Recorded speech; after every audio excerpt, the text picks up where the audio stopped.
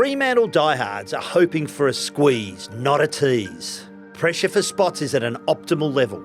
So great that two of the Dockers' most decorated players, Nat Fyfe and Michael Walters, who will be in their 16th and 17th respective AFL seasons, have no guarantee that they are in the best 23. That's what comes with being in the premiership window. There's a squeeze to be a part of history. Of course, Dockers fans have heard it all before. There was the first false dawn in 2003 when the Chris Connolly coached Dockers made the finals for the first time. A preliminary final appearance followed 3 years later with Connolly at the helm, and then, after a player-led revolt, the Dockers turned to Mark Harvey. In walked RTB, Ross the Boss, and the so close yet so far years. Lion turned an entertaining and unpredictable amusement ride into a powerful machine. Only poor kicking and Hawthorn standing in the way of silverware on grand final day. Now, there is a growing belief across the AFL community that Justin Longmuir, freshly anointed as their first choice coach for 2026 only today, can lead this purple incarnation to the promised land. This has been a patient build. The club is entering the final 12 months of a 5-year plan that promised a maiden flag. The list was built from the ground up, with Premiership Tiger Shea Bolton's arrival the final piece in a 1,000-piece jigsaw. The defence has no holes, the forward line will only get better, the midfield has depth, speed and penetration. So is this the year of the Docker? I am joined by the West Australian's own swingman, Craig O'Donoghue. G'day, Cod. How are you, Quarters? Good, and you are fresh from darting back up the freeway. You're at Justin Longmuir's, let's say, surprise press conference this morning. So he's gone from a fixed-term contract to an ongoing employment contract. Talk us through the mood of the conference and also what it means. So the mood of the conference was really positive because Justin Longmuir now manages himself. So he's the one who wants this deal come across, and Simon Garlick, who's been the CEO throughout the entire time of Justin's tenure, also wants this to be the case. I think they were in a really difficult position heading into this year after extending his contract last year for one more season. Looked great, third on the ladder, 4 games to go. Oops, 4 losses in a row, finished 10th. What do you do about this year? I reckon extending him for 3 years, we would have all gone, what the hell are you doing? Extending him for one more year, we would have all gone, oh, here we go again.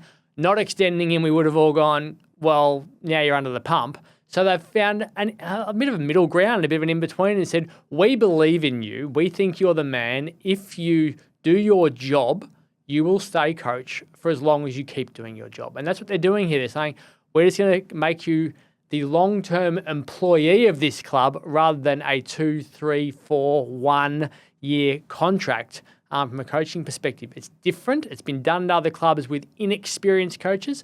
Now we're seeing it with a coach who's in the final year of his contract, and it'll be interesting to see how that changes pressures on them throughout the season. It's a very clever manoeuvre, and the previous coaches you speak of, Brendan Bolton was one, David Noble was another. Neil Craig might have been another as well. Adelaide was Bolton was on this employment contract, and then he moved to a fixed term, and it didn't end well for him. But in one way, I get it. It's really clever manoeuvring. I totally get your rationale and your explanation. It removes the end date, but it sort of makes it an ongoing, issue, because it's all on performance. When you're going to be sacked as a coach, you're going to be sacked as a coach. So Simon Garlick, I noted at the conference, he did say it is still a performance-based decision. So if he performs, he remains coach. If he doesn't perform, they've got the ability to remove him. Exactly, and Adam Simpson discovered that last year, didn't he? The only reason the West Coast couldn't sack Adam Simpson the previous year was because it was going to cost them too much money. And clubs are no longer signing contracts that say you're guaranteed this money for the next 5 years because they know that suddenly they're going to be paying 2 coaches if things go awry. So most clauses now in contracts say if you don't do your job properly and the team falls down the ladder, you'll get a 3 to 6 month payout. 3 months is about the termination payment for most coaches. So even if they had assigned Justin for 3 years, they're saying it still would have had a 3-ish sort of month clause in there. They're not giving the actual figure, but that's about what it would have been, and it's still that at the moment. It's an interesting situation in that I reckon if we go through this year and they say if Fremantle won 3 games, would he get the sack? Yes. Would he still get the sack? Yes. If they won 10 games, would he be under the pump if he had a contract? Yes. Would he still be under the pump? Yes. If they win 12, 13, 14, no dramas, he'll just keep on going. So I think the performance element of it, I think it'll be pretty obvious for us all.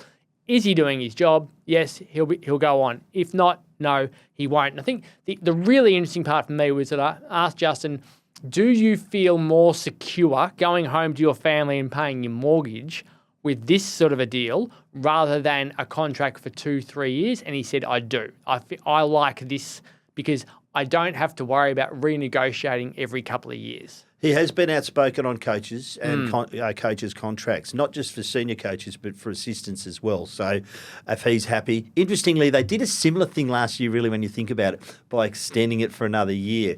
So they're creating an environment where they're trying to alleviate that, I guess, off-field pressure that we rightly bring when we believe a coach is underperforming. We don't think he's underperformed to this stage.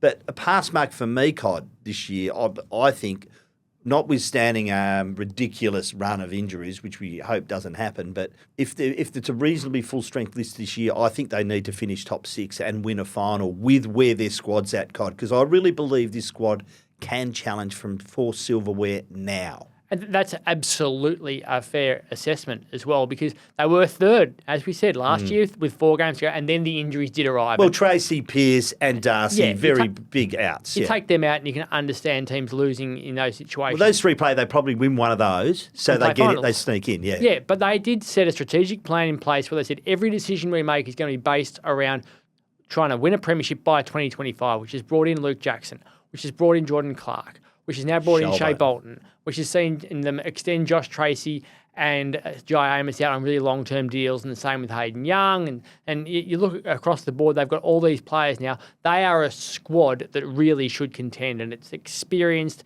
It's in a really strong position. So the expectations should be high, and they are high. And I think top 6, definitely. Winning a final, definitely. That's what we should expect. Now, if things do go wrong, because let's face it, they've got Geelong and Sydney in the first 2 games. Yeah, I'll go through the draw in a minute. Yeah, and then if injuries come, you can drop them throughout the year. So things can happen, but they will reflect on it at the end of the year and go, well, where do we sit? What are the reasons behind it? And as I was driving back, and the freeway was fair bit packed. There was as it always is. A caravan had broken down in the right-hand lane, fair dinkum. And I thought to myself, I'm on a normal employment deal, just as you are, and I think most people listening would as well. If the company came to me tomorrow and said, do you want to stay on the deal you're on as just a normal employee, or take a 2-year contract on different conditions, similar, but just a couple of differences, and then we'll renegotiate in 2 years' time, I'd stay on what I'm on at the moment, because I wouldn't want to have the stress of thinking, in 2 years' time it's going to change. So if that removes the stress from Justin and allows him to just coach, then that's a positive. But I think what we will find, though, is if they win the flag, I reckon a long-term contract might just land on his desk a couple of weeks later. So I don't see this as being necessarily the way he will coach out his career, but I think it suits them right now to not have to make a long-term decision or a genuine short-term decision on a 1 to 3 year deal. Just says, we're giving you our vote of confidence, now go out and coach. Certainly from the mood, and it's always hard in pre-season, everybody's up and about. But there is seems to be a genuine belief about this squad, and you can see the growth in terms of pre-season. You see bodies are getting bigger after another season in the gym. So they look good at the moment, let me put it that way. But it is, as you said, it is a tough start. So they've got Geelong at GMHBA, where they've performed very well in recent years. Won their last 2 there, I believe, followed by a game against Sydney. Round 2 at Optus Stadium, before they're the away team in the first derby. So Geelong into Sydney here, and then that's 2 weeks at home. They finish the season with a tough month against Carlton at home, Port Adelaide away, Brisbane at home, and the Western Bulldogs away. They've got some in-season relief. They've got 3 blocks of travel respite that it has been lobbying the AFL for in recent seasons. Obviously, the North Melbourne has transferred a game here. They've also avoided a trip to Tasmania or the Northern Territory, Con. What a bonus for them. The trip to Tassie actually means a bit. It means a fair bit with the respite they've got in season. So they're going to get a decent run at it. They're going to be able to sleep in their own beds quite a bit more this season. So that's all tick, tick, tick for me. Now it's just a matter of getting a decent run with injury. Obviously, there is a good fitness team there, but a lot of it is down to luck, isn't it? Yeah, but the stars have well and truly aligned for them Yes. this year. Let's not beat around the bush. They missed finals last year, so they get a better draw as a result. They haven't got the top 6 draw they would have got if they finish in the top 6. Like if they finish third, suddenly it's a harder draw. So they're a good enough team to be third for a long portion of the season, but they're getting a middle 6 draw. So that helps them this year with everybody fit. Extra home game. That helps them absolutely win and one more game along the way because of that. They get Richmond away rather than Richmond at home, because Richmond at home is just a free kick that everyone's going to take. Which was. This year. So all of a sudden you get an away game, we go, well, we should be able to tick that one off straight away. You've been ticking it off for the G this year. Yeah, so there's an away win for them as well that you look at. And they're adding players to their squad. So everything is aligning for them this year, which means they don't have any excuses and they need to perform. They do. Now, let's talk about, this is the hardest exercise of all, going through the AFL teams, Cod, and you get to Freo, and I know you and I are going to differ on a couple of these, but we've come out with our best 23. So I'm going to open... Not round one. No, this is not round one. Yeah. There will be some differences round one because we are going to have... so there'll be no Pearce, so Liam Reedy will come in for him. Darcy, you mean? Sorry, Darcy. Pearce says he's going to play with that ankle. It's only a minor ankle at this stage. May not play at the weekend, but certainly round one. So they're not too bad, really. Fife has had a bit of a knee clean-up, so probably he's going to push for round one. But I don't think he'll play. I'd be surprised if he plays round one. Switkowski looks like he'll be available. Okay, so he's been through the concussion protocols and has come through there. That's great news. Might play Sunday. Okay, that's great news for Freo. Hayden Young, we expect to play Sunday, so he'll then... you'd think he'd be right for round one. So it's at the moment they're in good shape. It's a marathon, not a sprint. However, I'll start with my team, and then you can reel off yours. We'll go backline, midfield, forward line, so we can show the changes. Let's do that. So backline for me, I've got Wagner, Pearce, Ryan. Yep. Chapman, Cox, Clark. So I've got Wagner on my bench as a defender. So who's your 7th defender? I've got Walker on the bench. Yeah, so that's my back 7 as well. I've actually got a couple. I've got Draper on my bench, but we'll get to the bench. Yeah. But in terms of their best 7, we've both got the exact same 7. I've got Wagner on the bench, and you've got Walker on the bench. Yep. Midfield. Midfield. I've got starting wing. I think he's grown into this. He looks fit. He looks ready. I've got O'Driscoll. Same here. I've got Brayshaw and Sharp across my centre line. Yeah, well, I've got Brayshaw in the middle of the ground, but it's the same position. Sharp's on the wing. So I've got Brayshaw as a midfielder along with Young and Sarong. Yeah, so we'll go to our mids now. So Darcy, Young, Sarong. I mean, so it sort of writes itself. We don't really have any changes here amongst ourselves. No. I think the next part's where it's going to get really interesting from here. So Bolton. I've got Shea Bolton, Tracy, Switkowski. I've got Jackson, Amos, and Frederick for my forward line. They're my 6 as well. So the starting lineup we've pretty much got. So as Jackson, the exact same. What I like about Jackson, why they need forget about this nonsense of having one ruck, whether it's Reedy or Darcy. I don't like Jackson being the sole ruck or the number one ruck. I prefer him in a forward line role where he can go into the midfield or into the ruck. I just think he's better suited to that. So that's why I like this forward line. I think Tracy has had another good pre-season, off a really good year. Amos is only going to get better. So this is a forward line. I think the back line's settled. It hasn't really got any holes. The forward line is only going to get better. You can't see it getting any worse. So it's a good, complete team. The one thing I will say about Jackson was during the Indigenous All-Stars, he played midfield for a little bit. I think it was 4 or 5 centre bounces. And then he played as the ruckman, pure ruckman. And the goal that he kicked where he flew for a mark down the right-hand side of the screen and then crumbed it himself came after he was a centre bounce ruckman. He just charged forward. And I think that's what they need to do more of. They need to give him more centre bounces where he is actually the forward. So it's almost the Dustin Martin role where Dusty used to play centre square and then run forward. Yep. I think Jackson is a better player when he's roaming a little bit. I don't think he's got the overall endurance fitness to do it for an entire game. But I think when he feels involved and gets up a bit of speed and charges forward and then turns around and swings back into it, he's a different player as opposed to standing still on the forward line and then jumping at balls. I think he's better when he's moving around a bit and has the heart rate up. At some point, I still want to see him on a wing. I just want to see what it looks like because I think he could absolutely create some carnage up there. And I think Chapman has the capability of moving up as well. I don't think it's going to happen in the short term because they like where he's at, but I think that could happen long term. So now we go to the benches, don't we? Now, this is the very interesting part, somewhat controversial.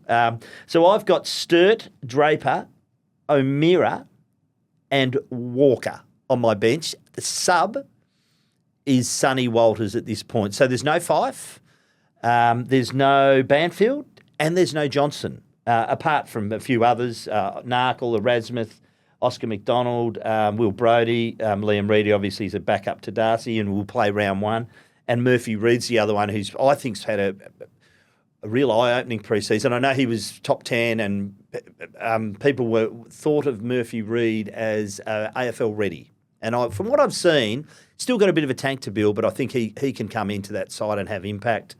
But, yeah, that's my bench. I've got Fife in the team. Yep. I've got Wagner on that bench as well. So I've got Fife as the 7th mid. Yep. Wagner as the 7th defender, Sturt as the 7th forward, and I've got O'Meara as the other player with Walters as the sub. I think if we're picking a team to contend for a flag, there aren't many flag teams that have kids in the group, and I think that will be a reason why you won't see much of Murphy Reed.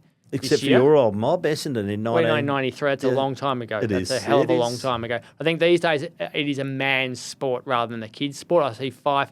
I think Fife will play a real role this year, similar to what he did on Isaac Heaney last year. I think he'll be the big body in that centre square who creates room for young Brayshaw and Sarong at different points, depending on who the other two are in there at the time. I think O'Meara gives them another big body also who can just do a job. I think Walters, you're going to get a goal a game out of.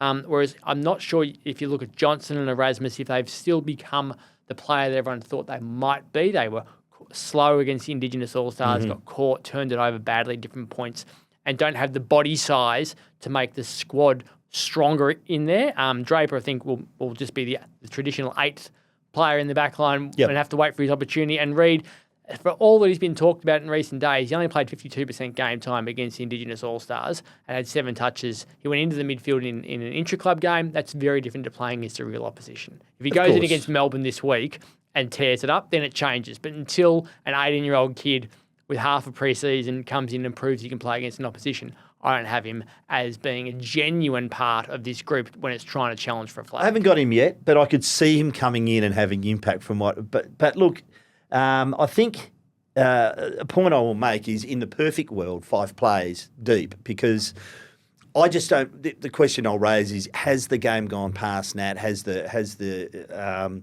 weight of injuries, the way he's played the game?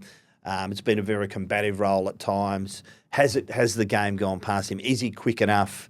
His kicking's not great. Can he play 2 ways? They're the questions that rattle around in my brain. I totally get your point about the inside game he can play, the buffeting role. It's a very important role. I'm not sure if O'Meara can't do a bit of that, but that's the question mark I have.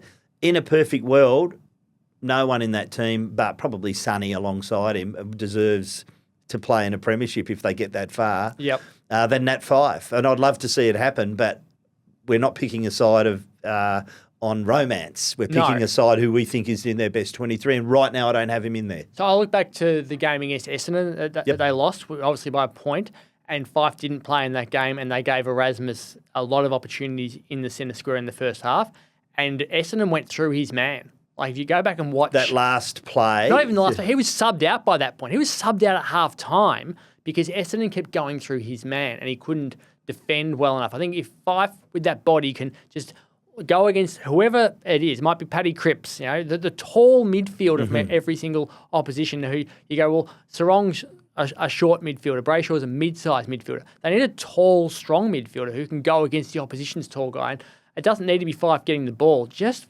hold them off winning the ball themselves and compete. I think Fife can definitely do that. He'll get exposed from a running perspective with speed. He's not a good enough kick that you want him marking the ball inside 50, but I do think that the role for him is to make other midfielders better, and I think he would absolutely be happy to do that to help himself to win a premiership. So I think he's prepared now to sacrifice his game in any way to do so. So until Erasmus or Johnson take his spot, I think it's his spot. So they have to go back to the waffle, earn their spot back, and if they play AFL, say, I deserve this spot more than you. So I've got Fife until the others take it away from him. The two that we haven't mentioned, who we haven't got, one's Aish. Yep. And the other one is Banfield. And also, is there a role for Narkle? Well, he needs to sort of get his fitness back up to AFL level. We know what he's capable of.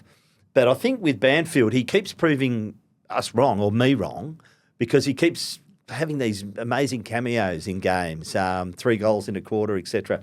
Aish also is one of those players who accumulates. So pretty stiff, but the best thing about this team is when Justin Longmuir and his assistants go to the whiteboard and they start putting the team out, they'll have most of them there, but there's going to be some discussions. Yeah. And in the past, they've probably got that team up there too quickly.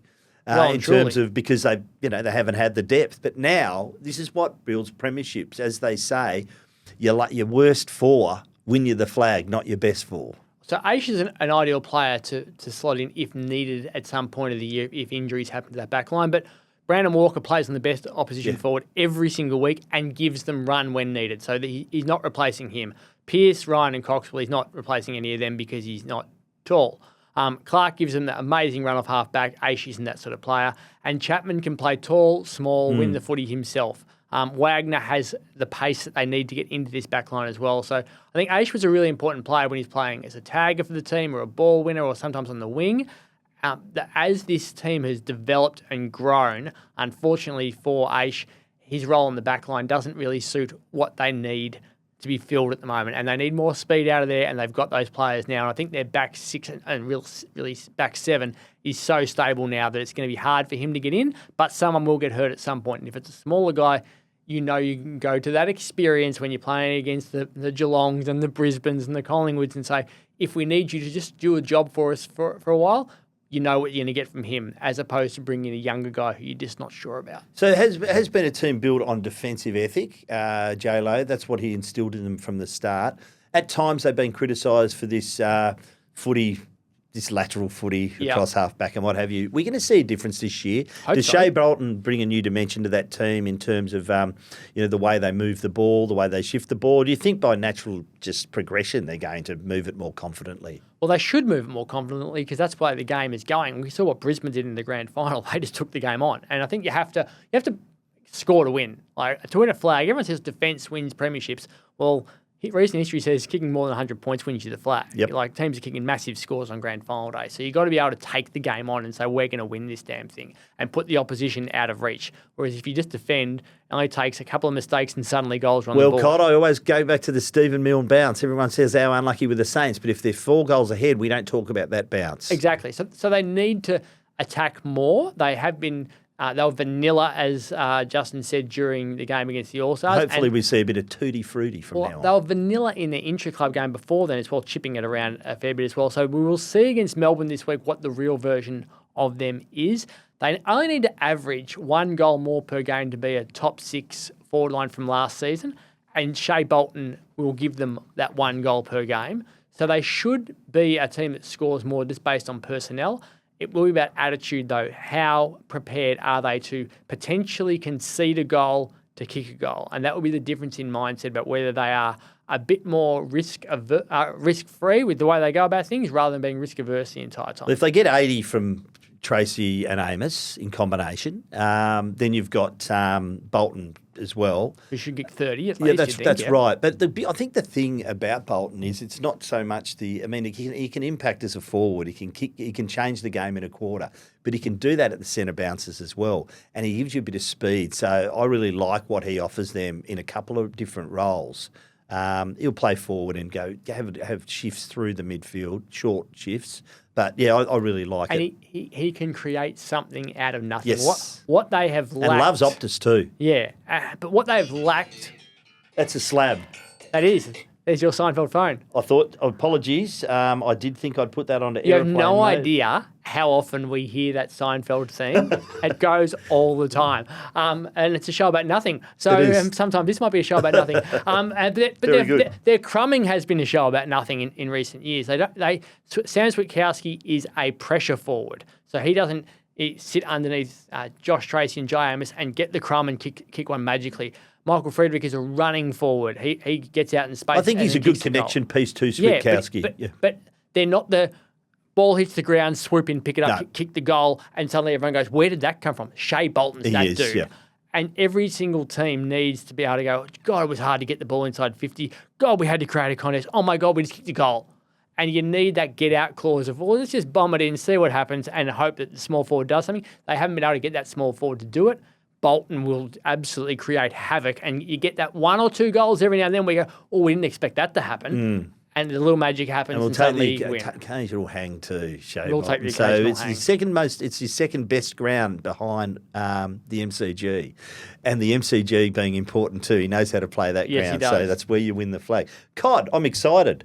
We now have a mailbag segment back. We'll be giving away a prize every week starting next week thanks to Thirsty Camel. So get your questions into the thewestsport at wanews.com.au, or you can leave your question in the comments on YouTube or Spotify. Cod, do you want to have a listen to a few of our first questions Would for love the year? to hear what sort of questions people are sending in, and if Thirsty Camel is sitting there for them, I'm sure there are plenty of thirsty listeners who will be sending in some questions. There will be. There always are.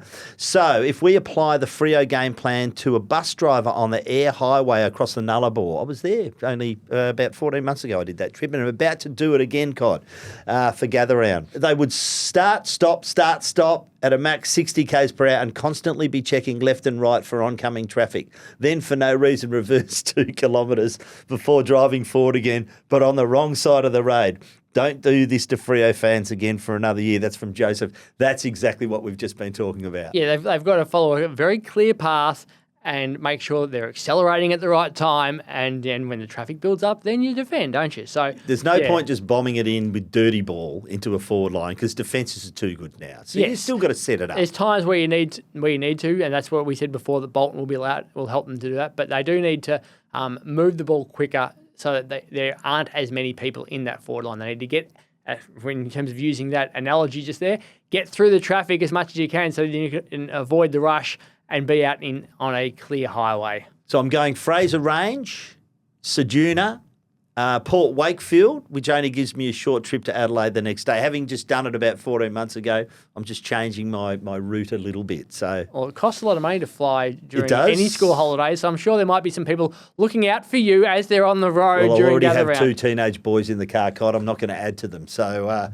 that's enough for me, I can tell you. It's a great trip. If anyone hasn't done it, it's a great trip. It's a lot of nothingness, but it's beautiful nothingness. Show about nothing and a driver out. That's about right. Nothing. Quarters. Will the proposed Hobart Stadium be constructed in time for the new millennium? Kind regards, Andrew. Andrew's back. Welcome back, Andrew. Good to have you back.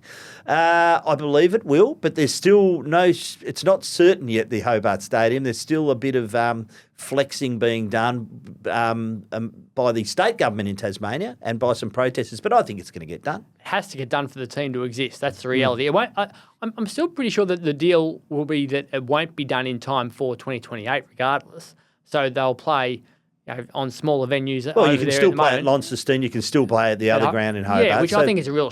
I find strange. Like, you should launch that team at a genuine stadium. And I find it really weird that with the success that we've seen with the Tasmania Jack Jumpers and what that has brought to Tasmanian sport and to their entire population, and the success we saw with the Hurricanes this year in the Big Bash, that they wouldn't be doing everything possible, the government. So the fans need to have a team.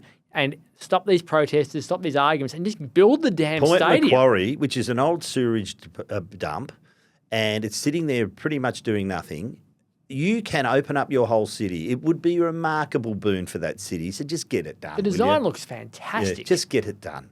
Get it done. I wouldn't mind seeing a few more seats in there, but I think there might be underestimating the flow from Victoria down. I think it'd be such an easy trip. It is a flight. Easy flight, Andrew, thanks for the mail, but you can rest assured it may not be in time for the launch of the team, but it will certainly be built and it will be in Hobart. Has there been more serious off-field issue with AFL identities over the summer, or is it just more widely reported? That's from Michelle. Again, Michelle, welcome back. Good to have you back. I don't think it's been more so this summer. I think there've been a couple of really sad stories, Cod, that we've had to report on. I don't think it's been a particularly bad off-season. When you start adding them up, though, like we've had obviously a few deaths, which have been absolutely tragic and really hard to sort of watch the way that's transpired, both for the players who have passed away and their families and their former teammates. And then you look at the incidents while some of them haven't been overly serious, we are seeing Liam Ryan was in a fight, and Ruben Jinby, whilst every bloke in the world has gone up against a tree at some point, didn't provide his identification to the police and stuff there. So that's one. Then Noah Bolter has been suspended for the start of the season. We've had a drugs case in Sydney. Sounds like another AFL off-season to me, Cod. I don't think it's any more remarkable. There's a few more fights and stuff. I think that the deaths have really brought it front and centre for us all. But yeah, it's disappointing that the number of players who have found themselves in scraps that they shouldn't have got themselves in, which are as what would be referred to there. And yeah, I think anytime it does happen, there is a bigger focus on it now. So that can be an issue, and there's more suspensions these days, whereas we used to get swept under the rug. So are there more? I'm not sure. Is it more serious when it happens? Absolutely. I don't think there's more. I think there's less. It's just social media is around now. So back in the day, Cod, I think there was a lot more happened that we knew about. But you can get away with it because there's no cameras. 100%. G'day, fellas. Looking forward to the new pod this year. What's happening with the AFL TV rights this year? I've heard whispers of no free-to-air footy on a Saturday. If so, what's this mean for us battlers? Well, thank you, Zach. That means for you battlers, or for us battlers, you're going to have to get pay TV because there is no free-to-air on a Saturday. Yes, that's correct. It will all be on Fox or KO. And KO's gone up to $40 per month. It was only $30 at the start of last year. It went up by 5, and then it's gone up by 5 Cost again. of living crisis, Cod. People just want to be a little bit careful with those incremental. I mean, people notice. They really do notice that stuff. I was a bit shocked when I got the email saying it was going to go up. So, yeah, but it is the biggest change that people are going to have to get their heads around, that footy won't be on free-to-air TV on a Saturday anymore. So it's all about increasing the dollars for the AFL and things like that. So there is now competition in different markets and stuff. I'm not a big fan of having an entire day, especially a Saturday, without it on free-to-air. I understand you've got to give pay TV the opportunities and some exclusivity and things like that, but it's a big culture change for a Saturday afternoon and a Saturday night to not have footy on free-to-air TV. I reckon there'll be a big backlash from people when they realise how life-changing it actually is for them, especially if it's your team that consistently plays on a Saturday in that time slot. Yeah. I love the fact there's more Thursday night footy. It's almost a whole year of it. Love my Thursday night footy. I still say stretch it to the Monday night and have a fewer games on a Saturday. Yeah, I hate Monday night footy. I think I like the flow of the week that we discuss what the hell happened on a Monday. You got your tribunal cases on a Tuesday when they go there, and that's all dramatic. And you build into Wednesday. Teams come out Thursday, and we've got the first game. Friday night's a blockbuster. Saturday, away we go. Sunday, we wind down at different points. I'll throw in one last question without notice. Is it a Twilight Grand Final, or is it just locked in at 2:30? And will it be next year? What do you prefer? I'm going Twilight. You like Absolutely. Twilight now? I was a staunch 12:30 Western Standard Time bounce down guy. But I have turned. I've been to a couple of NRL grand finals. I've seen the beauty of it at night. I think it's negligible with the yellow ball. Yes, it's not quite as sharp with your skills, but it's not far off. And I think the beauty of the night game, the pre and post game entertainment, what it brings, I think puts layers on the event. So what time do you want to start the game? Twilight, so it's more 3:30 or 4? about that time, yeah. So you get the nighttime finish. So that's my. I'm convinced it will happen. Our employer, COD, I think Channel 7 would want it to happen, and I think it'll happen with it very soon. This year, probably not, but I'd say next year for sure. So I love the 2:30 start because I love the 2:30 Eastern Standard Time. Eastern Standard Time, because you've got the grand final breakfast and the build up, and then still have the grand final breakfast. But it gets you the day itself. It doesn't take too long to get to the grand final day. And when I covered the one in Queensland, which was a genuine night game, at the grand final that year, and it felt like the day took forever to arrive. And then we had the one over here, which was a twilight game, and it felt late as well for that. But I think if you want to have twilight, I'd like to see them start with a red ball and move to the yellow ball when the lights come into play, rather than starting with the yellow ball. Okay. I think the yellow ball is inferior, especially during the day. And I think you've been big on that. Yeah, I hate the yellow ball. I couldn't hold on to the damn thing in the waffle. Yeah. And players used to, you'd walk into the rooms before the game, players would get the ball and start scrubbing it against the wall because they couldn't hold on to it either. So you just give it to them and they'd try to destroy it in every way they could. And once they got the lacquer off it, they always felt better about themselves. But with 8 of the things being used in a game of footy, it makes it hard. So what I'd love to see is keep the 2:30 start and make the Jack Rewalt Mr. Brightside moment after that 2017 grand final. That's what should be a thing. It should be the post-game concert where a player ends up on stage singing with whoever it is, and that should be our moment. Like the NFL still can't listen to Mr. Brightside after that. But how good would it be if that became our tradition? Like in the NFL, you win the Super Bowl, it's always, I'm going to Disneyland. Well, get up on stage and sing with the band and have everyone celebrating that way rather than focusing on we need it at night time for halftime so that we can do fireworks and things like that. We stumbled across a good idea accidentally with Jack Rewalt, but COVID changed it all forever. I'd love to see that come back, keep the day grand final, have a big celebration afterwards, and everyone go nuts. Yeah. No, I like the idea of a long day because you can just pack more into it. And I also like the idea, the build-up in my ideal world is 2 weeks. So you have the break before the grand final. I think first week is about celebrating the season. So you have your player awards, you have your Brownlows, you have your Rising Star, and non-Victorian teams can actually go to the events. Players can go, and the second week's about the game, the real focus on the game, and I can just see it being just such a people. I think you lose momentum at the end of the year, but that 2-week period, all people want to talk about, whether you barrack for the sides in it or not, is the grand final. It's matchups, it's everything. I just that 2 weeks, I think it's just made for it. Yeah, it's interesting. Like the 2 weeks worked when it was over here for that grand final, but I think it only worked because of the quarantine. So we had this. Everyone was talking about the teams arriving and then the excitement of the build-up in that way because it was different. I do think that it would be very different in Melbourne with the MCG tradition going on there, especially if it was 2 Victorian teams and no one was flying in. I think it would drag a bit. Amazing. Oh, yeah, I'm not sure. I think the 2 weeks would drag. Yeah. I look at the NBL. We get used to it. You can tweak it, though. You know, you can. Yeah. The NBL at the moment, I cover that, and it's been nearly 20 days since they last played a game because of the international window, which closes basketball down everywhere. And it's lost its momentum. And I think we lose a bit of momentum just with the bye before the finals as well. Yep. So would it always work for having 2 weeks before the grand final? I think sometimes it would, but I think sometimes it would feel a bit dead. So it would need to be perfected, I think, to make it work. I don't think the bye at the end of the season ever works. No. I just think we lose way too much momentum. It's a shocking weekend, and we're scratching ourselves what to think about and what to do preparing for what's about to come. So, yeah, anyway, look, it's going to be interesting. These questions will all be answered. And they're good questions for the Thirsty Camel as well. 100% they are, Cod. In the meantime, thanks for your time. Look forward to having you back on a regular basis. Always a pleasure, Quarters.